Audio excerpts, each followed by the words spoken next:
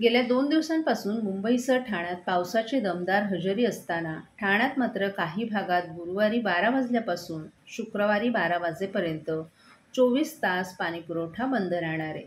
मुंबईसह ठाणे शहरात गेल्या 2 दिवसांपासून पावसानं दमदार हजेरी लावली आहे. त्यामुळे ठाणेकरांची पाण्याची चिंता मिटेल असा अंदाज व्यक्त होत असताना महाराष्ट्र औद्योगिक विकास महामंडळाच्या पाणीपुरवठा योजनेअंतर्गत जांभूळ जलशुद्धीकरण केंद्रात अचानक देखभाल दुरुस्तीचं अत्यंत महत्त्वाचं काम हाती घेण्यात येणार आहे. त्यामुळे गुरुवारी दुपारी 12 वाजल्यापासून ते शुक्रवारी दुपारी 12 वाजेपर्यंत ठाण्यातील काही भागात एकूण 24 तास पाणीपुरवठा बंद राहणार आहे. या शटडाऊन कालावधीत ठाणे महानगरपालिका अंतर्गत दिवा, मुंब्रा प्रभाग क्रमांक 26 आणि 31चा काही भाग वगळता कळवा प्रभाग समितीमधील सर्व भागांमध्ये तसंच वागळे प्रभाग समितीमधील रुपादेवीपाडा, किसननगर नंबर 2, नेहरूनगर, मानपाडा प्रभाग समिती अंतर्गत कोलशेत, खालचा गाव येथील पाणीपुरवठा 24 तासांसाठी पूर्णपणे बंद राहणार आहे. पाणीपुरवठा सुरू झाल्यानंतर पुढील 1 ते 2 दिवस कमी दाबानं पाणीपुरवठा होईल याची कृपया नागरिकांनी नोंद घ्यावी. तसंच पाणी कपातीच्या कालावधीत पाण्याचा वापर काटकसरीनं करावा असं आवाहन ठाणे महापालिकेच्या पाणीपुरवठा विभागामार्फत करण्यात आले.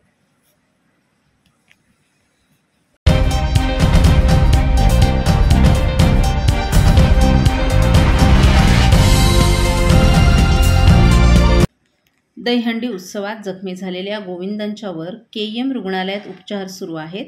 आज केईएम रुग्णालयात जाऊन परिवहन मंत्री प्रताप सरनाईक यांनी जखमी गोविंदांची भेट घेतली आणि त्यांना धीर दिला.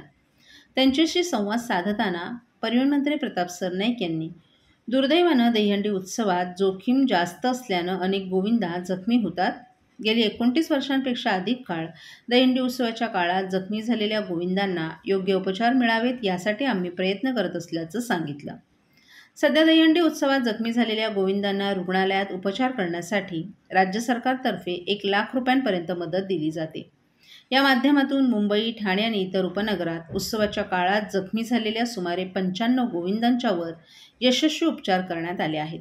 यापैकी अनेक गोविंदांवर यशस्वी उपचार करून त्यांना सुखरूप घरी सोडण्यासाठी दहीहंडी समन्वय समितीच्या सदस्यांनी जीवापाड मेहनत केली आहे. त्यांचं देखील कौतुक आहे असं प्रतिपादन मंत्री सरनाईक यांनी केलं. आज 7 गोविंदा खेळाडू हे केईएम रुग्णालयात हस्तिरोग तज्ज्ञ डॉक्टर मोहन देसाई यांच्या देखरेखीखाली उपचार घेत आहेत. जखमी गोविंदांना धीर देताना मंत्री सरनाईक यांनी अपघात कितीही गंभीर असला तरी गोविंदांचा आत्मविश्वास कधीच ढळत नसल्याचं सांगितलं. उपचार घेणाऱ्या गोविंदांनी काही टेन्शन घेऊ नये, आपण कायम त्यांच्या पाठीशी उभं राहू असंही सांगितलं. गोविंदांचा जोश, ताकद आणि मनोबल हेच दहीहंडीच्या परंपरेचं खरं वैशिष्ट्य आहे. त्यांच्या सुरक्षिततेसाठी आपण सर्वांनी प्रयत्नशील राहणं हीच खरी गरज असल्याचंही त्यांनी सांगितलं.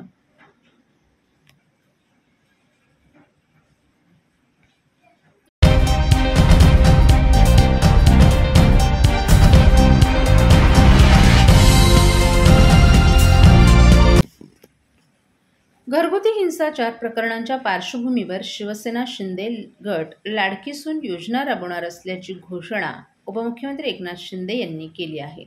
या योजनेअंतर्गत अन्यायग्रस्त सुनांना मदत केली जाणार असून चांगल्या सासू सुनांचा सन्मानही केला जाणार आहे. सासू आणि सुनांचे विळ्या भोपळ्याचं नातं पूर्वापार चालत आलं. हे नातं सुधारून घरगुती हिंसाचाराला आळा घालण्यासाठी ही योजना सुरू करण्यात आली असून त्याची अंमलबजावणी शिवसेना शाखा आणि कार्यालयांमार्फत केली जाणार आहे असं शिंदे यांनी सांगितलं. प्रत्येक घरात लाडकी मुलगी असते, मात्र सून लाडकी असतेच असं नाही. अनेक सुनांना सासरी छळ सहन करावा लागतो. अशा अन्यायग्रस्त सुनांसाठी हेल्पलाईन क्रमांक उपलब्ध करून देण्यात आला आहे. या क्रमांकावर अशा सुनांनी न घाबरता संपर्क साधावा. समुपदेशनानं सासू सून संबंध सुरळीत करण्याचा प्रयत्न केला जाईल. त्याचा उपयोग न झाल्यास आहेच शिवसेना स्टाईल असं शिंदे यांनी सांगितलं. ही मोहीम राज्यभर राबवण्यात येणार असून माजी महापौर मीनाक्षी शिंदे यांच्याकडे या योजनेच्या अंमलबजावणीची जबाबदारी सोपवण्यात आली आहे. या योजनेचा लाभ घेण्यासाठी 8828862288 हा हेल्पलाईन क्रमांक उपलब्ध करून देण्यात आला आहे.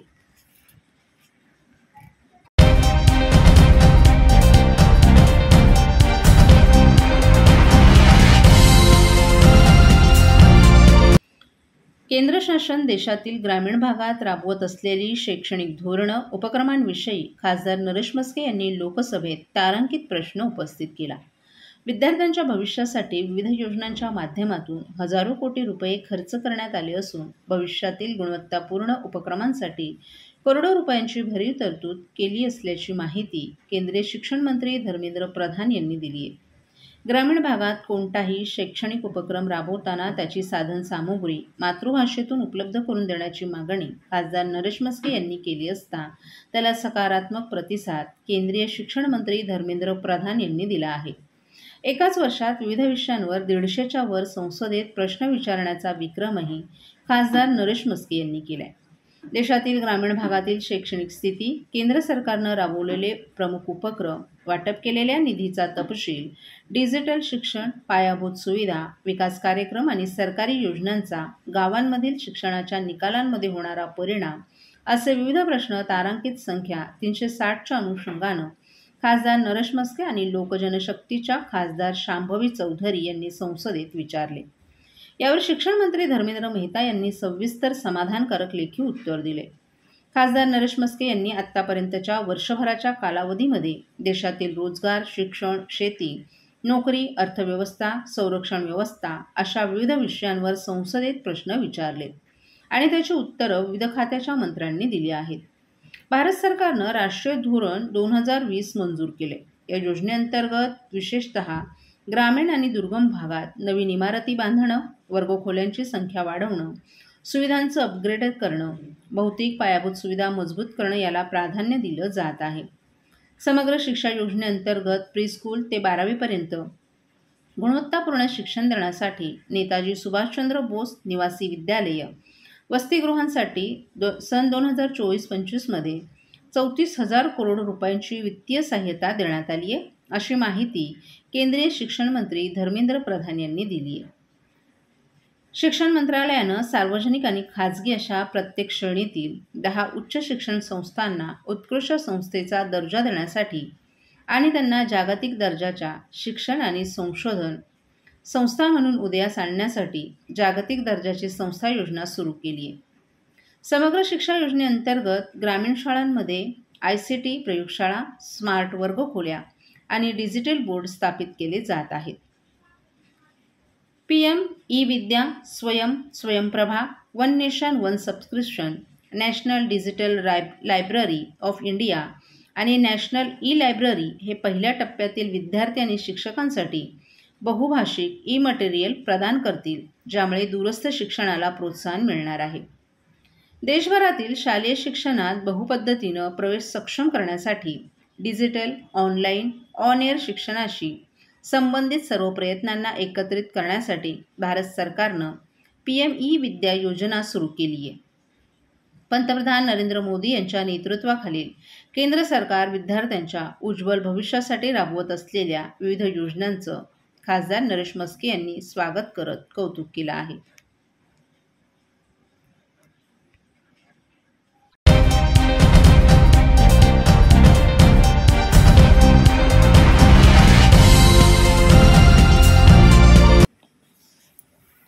गणेशोत्सवाला मोठी परंपरा तर नवरात्र उत्सवाला धार्मिक महत्त्व आहे. गणेशोत्सवाच्या माध्यमातून सार्वजनिक गणेशोत्सव मंडळं जनजागृतीचं मोठं कार्य करत असतात. राष्ट्रभक्तीची भावना जागृत करणाऱ्या या सार्वजनिक मंडळांना रस्ते किंवा पदपथांवर गणेशोत्सव आणि नवरात्र उत्सवात तात्पुरता मंडप उभारण्याची परवानगी द्यावी, तसंच त्यासाठी कोणतेही मंडप भाडं आकारलं जाऊ नये, अशी विनंती खासदार नरेश म्हस्के यांनी ठाणे महापालिका प्रशासनाकडे केली होती.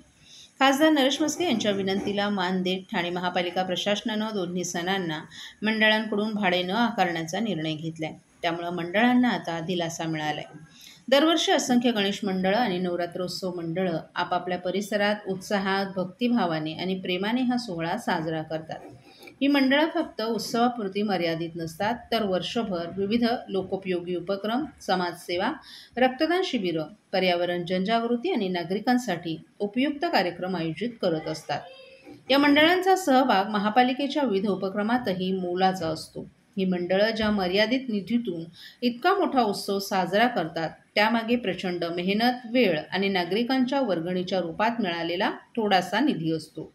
परंतु त्या निधीतूनच मंडप भाडं, सजावट, सांस्कृतिक कार्यक्रम, सुरक्षा आणि इतर खर्च भागवणं अनेकदा कठीण जातं. ज्या मंडळांनी वर्षभर समाजासाठी योगदान दिलं त्यांना महापालिकेनंही आर्थिक दिलासा द्यावा, यासाठी खासदार नरेश म्हस्के यांनी ठाणे महापालिका आयुक्तांना गणेशोत्सव आणि नवरात्र उत्सवासाठी ठाणे महापालिका क्षेत्रातील सर्व सार्वजनिक मंडळांना मंडप भाडं पूर्णपणे माफ करण्याची विनंती करणारं पत्र लिहिलं होतं. खासदार नरेश म्हस्के यांच्या पत्रावर आयुक्तांच्या परवानगीने ठाणे महापालिकेने आता गणेशोत्सव आणि नवरात्र उत्सवासाठी ठाण्यातील सर्व सार्वजनिक मंडळांना रस्ते किंवा पदपथावर तात्पुरता मंडप उभारण्याची परवानगी आणि त्यासाठी कोणताही मंडप भाडा आकारला जाणार नसल्याचा निर्णय घेतलाय. तसे लेखी आदेशही दिले आहेत.